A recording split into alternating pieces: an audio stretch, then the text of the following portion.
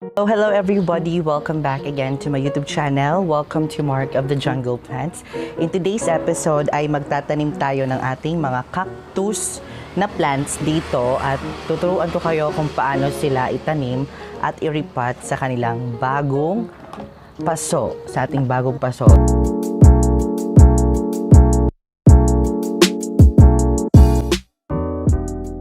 Hello everyone, ako si Mark. Gumagawa po ako ng plant tips and featuring indoor and outdoor plants. So kung gusto nyo po ng mga ganong content, feel free na bumisita sa aking YouTube channel. Lahat ng mga video ko ay naka-organize according to the playlist ng Mark of the Jungle Plants. This episode is brought to you by Bgm Brush PH, your natural bamboo-made toothbrush for sustainable zero-waste oral care. If you're looking for a toothbrush for sustainable zero-waste, you may consider switching your plastic toothbrush in a nice and eco-friendly toothbrush. What's wonderful about Bgm Brush PH, they do customized name on your toothbrush and you can choose 10 available colors you want. But what I love most about what they're doing is their ecological approach. They process naturally without the harsh chemicals and are 100% biodegradable, and you might be considered in promoting sustainable ecosystem and health. Since they have a new product, you can take more fun style and icon to choose from. Lower prices, awesome deals, special packages, and collaboration. So what are you waiting for? Get your bamboo brush now. You can check out their product in their IG and FB page because they ship nationwide. And also, I will put the link in the description below. So kung napanood yung mga ka-jungle ang ating last episode na unboxing video ng ating mga succulent at cactus, ay ito pala ay bigay ni Sir Hermie. So ito yung ating i-repot ngayon ng mga cactus. So ang ating topic for today is how to repot cactus. Dahil alam nyo naman na dati nag-aalaga ako ng mga cactus, pero yung succulent hindi. So, alam ko na kung paano mag-repot ng ating cactus. So now, I will teach you how to repot this cactus plant. So, ano ang mga preparation sa pagtatanim ng ating mga cactus, mga ka-jungle? So, ang mga preparation ay, syempre, ako ay wala akong pamis. Kahapon dumating siya dahil nag-order ako. So, nag-order ako sa season blossom ng pamis, which is 60 pesos lang isang kilo. So, may pa-free pa sila ng kanilang coco peat. Ito, dalawa ang binigay sa akin ng season blossom. And thank you, thank you. And yon, kung gusto nyo mag-order ng pamis at mga soil mix at mga halaman, pwede nyo i-visit ang season blossom. May mga halaman sila at may mga soil mix sila na binebenta. So ayan mga ka-jungle, ang preparation ng pagtatanim ng cactus ay syempre ang ating paso. Need natin ng paso. Dapat may mga butas ang ating mga paso na bibilhin. Kung walang butas, pwede nyo na lang butasin ang mga paso. So, ang gagawin ko dito is kukuha tayo ng pamis. Yan. At i-measure natin. Gusto ko mas madami ang pamis kasi kapag cactus o succulent ang tinatanim nyo, dapat mas madami ang pamis. So yung pamis natin ay, there are many advantages to grow plants in pamis. It reduces water to run off and fertilization by increasing soil and absorption in sandy soil. So it also absorbs excess moisture so the roots don't rot. So yan, napaka-importante ang pamis sa halaman. So yung mga ka-jungle, ang gagawin natin ay 5 cup ng pamis.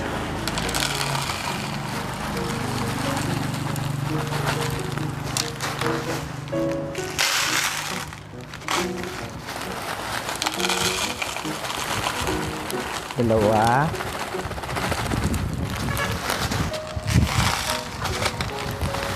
Tatlo.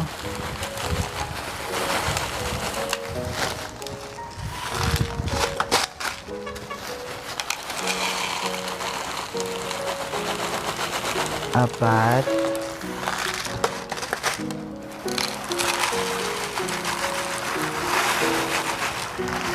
So, 5.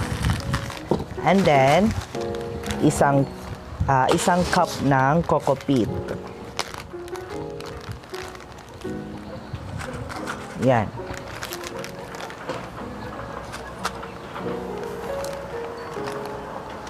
And then, imimix na natin lahat ng ating mga soil mix.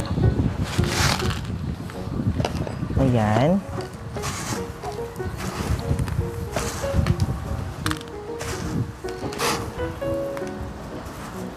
So ayan, katapos natin mag-mix ng ating soil mix, ay ilalagay na natin, itatanim na natin itong napakagandang lemon cactus dito sa ating panibagong paso.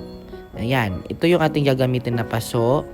So maglalagay na tayo ng soil para mailagay natin ang ating lemon cactus.